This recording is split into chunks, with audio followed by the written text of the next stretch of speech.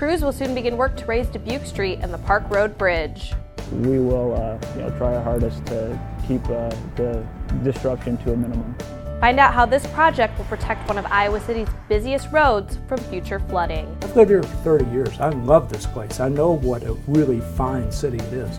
Iowa City has a new mayor. We go one-on-one with Mayor Raagh Horne as he tells us about his priorities for the city during his term.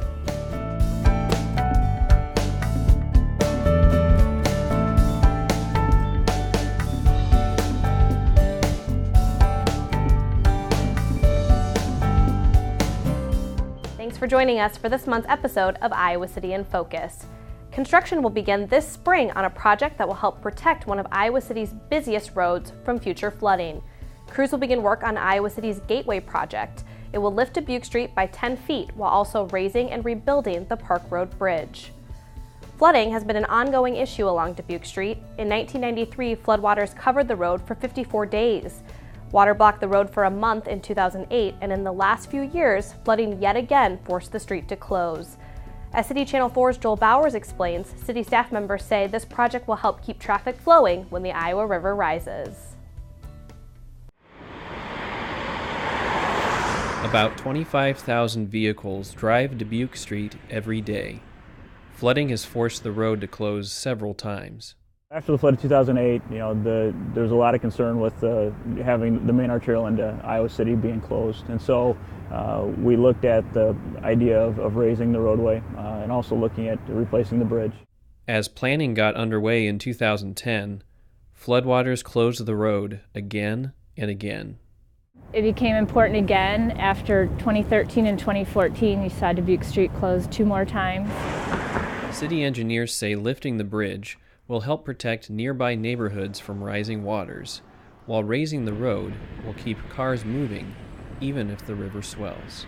It will also allow for us to keep Dubuque Street open longer. We're going to the 100+1 event, so it's not the 2008 event, but it will allow us to keep traffic flowing, and also will allow the Corps of Engineers to maybe start releasing water a little sooner out of the reservoir and not have an impact on our transportation system. Construction will begin this spring and continue through much of 2018. Unavoidably, drivers will be impacted. However, workers will do their best to keep one lane open in each direction and keep drivers informed throughout construction.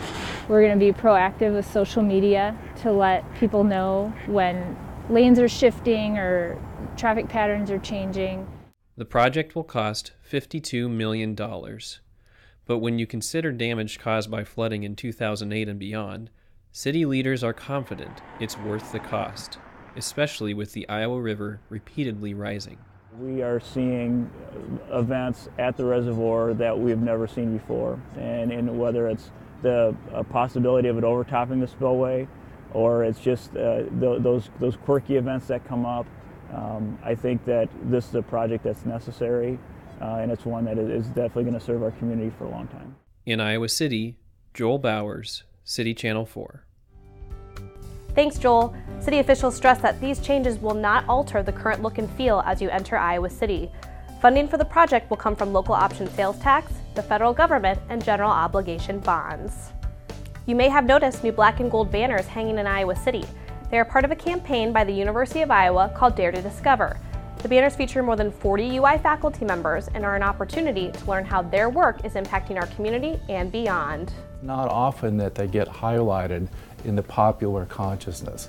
And so seeing your face and your work visible to people who walk by, that's a pretty rare experience for most people. And so we wanted to create that sense of, not only am I proud of what I do, but other people are proud of what I do. Visit dare.research.uiowa.edu to learn more about each person spotlighted. The banners will remain through February. Iowa City is recycling a new item. The Eastside Recycling Center is now accepting corks. Cork is actually a very limited resource. The city is working with a company that makes products with recycled cork. The organization that we're working with, Recork, makes them into funky things like yoga blocks and other stuff. So people can check out their website. It's recork.org. You can only drop off real cork. Imitation corks made from other materials like plastics and foams will not be accepted. Recork pays for the cost of shipping, meaning the city doesn't pay to participate in this program. The Iowa City Animal Care and Adoption Center is reminding people to keep their pets safe throughout the colder months. Experts say it's important to remember if you're cold, your pets are cold too. They say the cold temperatures can in some cases be deadly. The worst sign of hypothermia is when they stop shivering and they're cold. If you can't even shiver anymore, you're on the verge of dying. So you need to get in somewhere to a veterinarian and be seen and get warmed back up again. Best advice for keeping your animals safe from the cold is to not leave them outside for very long. And sometimes that means shortening up the fun time outside. You know, you bundle up and you think you're all covered, but your little dog coat and booties on your dog isn't quite enough. So keep the walks a little bit shorter, and maybe instead of one walk a day, do a short walk in the morning and a short walk in the evening. And so keep the period of time that they're outside shorter. Officials with the Animal Center are reminding people to reach out with questions or if they are in need of resources to help care for their pets. The Iowa City Parks and Recreation Department said farewell to a loyal employee who worked for the city for nearly 50 years. Earl Stockman retired as a senior maintenance worker after 46 years.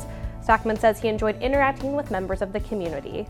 Just, makes you happy. You're out working on something, they'll come by and just talk to you. And, well, we sure appreciate that. That's a big thing, just being told that they like it. It just makes you feel good. You can watch a longer version of our interview with Stockman, where he talked more in depth about the changes he's seen in Iowa City over his decades of service. You can watch that segment right here on City Channel 4. Iowa City has a new mayor. Voters elected Jim Throgmorton to a second term as a city council member last November. We spoke with Mayor Throgmorton and talked about how he became mayor and what he's most excited about in this new role. I'm here today with Iowa City's new mayor, Jim Throgmorton. The Iowa City City Council elected him mayor in January, replacing former Mayor Matt Hayek. Mayor Throgmorton, thank you so much for joining us today. My pleasure, Katie. It's a real treat to be here. Thank you so much. Our first question for you, how did you decide being mayor was something you wanted to pursue? Sure. I really did not seek election as mayor. What I sought was re-election as a city council member. So it wasn't on my personal agenda to become the mayor of our city. But the election results were such that the 7 members of the current council had to choose which of their members would be elected the mayor. And they chose me. Very honored by that. And frankly, I think I'm very well prepared to do it, given my background, my experience, etc. But I didn't seek to be mayor. So it's a new thing for me. Very good. So what are your priorities for the city in this new role? Sure. Well, I can tell you my personal priorities and then spin off of that. My personal priority was expressed during the campaign for re-election when I said that I want to build on what's already great about Iowa City. I've lived here for 30 years. I love this place. I know what a really fine city it is. But I want to build on what's already great about Iowa City and lead it toward becoming a city that's good on the ground for all of its residents, both now and in the future. Because I know there are lots of residents who feel alienated, disconnected, not served well by city processes and so on. So I want to work on that. But I'm only one member of the city council. There are 7 members. So what's important is the collective judgment of the 7 members of the council. Last night we had a fascinating follow-up discussion about our new strategic plan in the room next door. And it went on for about 3 hours. We had a great discussion. I couldn't have been more pleased with the way each of the city council members responded and contributed ideas to our new strategic plan. So my short-term ambition is to make sure we develop a really excellent strategic plan that provides guidance to the staff for the next 2 years. All right. So what excites you most about this new position for you? Well, your words express it precisely. It's a new position. I mean, I'm 71 years old. I've been around. I've had lots of jobs, including being a company commander in a tank battalion. So I've done a lot. But I've never been mayor. I've been on the city council for a little over 6 years, 2 different moments back in the 90s and currently. And I've observed many, many mayors do their work. I've learned a lot from watching the mayors, benefited from that, but I've never done it, right? So the first week, which I've just completed, has been a great learning experience for me. I had a phone conversation with Governor Branstad a few days ago, talked with Mayor Ron Corbett from Cedar Rapids in this room just a few days ago, and have had lots of conversations with lots of people about things that need to be done. And you know, things keep emerging as challenges, so we deal with the challenges as they come along. So it's exciting simply doing the job, learning better how to do it well, and serving the people of Iowa City the best I can. Awesome. Well, it sounds like it'll be an exciting term to come. Thank you so much for joining us today, and we wish you the very best in your new position. You bet. Thank you, Katie. It's great to be here. Raagh Horne is a retired University of Iowa emeritus professor. He's lived in Iowa City since 1986.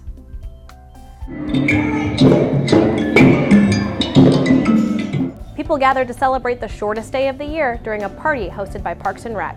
The Winter Solstice Festival of Light happened at the Robert A. Lee Rec Center and featured crafts, snacks, and music. Much of the event focused on teaching children about solstice traditions throughout the world. The event concluded with a ceremonial lighting. You can see more from the festival in our Community Highlights series right here on City Channel 4. Next time on Iowa City in Focus, a major construction project will soon start in the heart of downtown Iowa City, impacting Washington Street. We'll talk to city staff about the work you'll see and why it needs to happen now. And tell us what you'd like to see featured in future shows. Email us story suggestions to info@citychannel4.com or reach us on Facebook by liking the City of Iowa City government page. Thanks for joining us and keeping Iowa City in focus. We'll see you next time.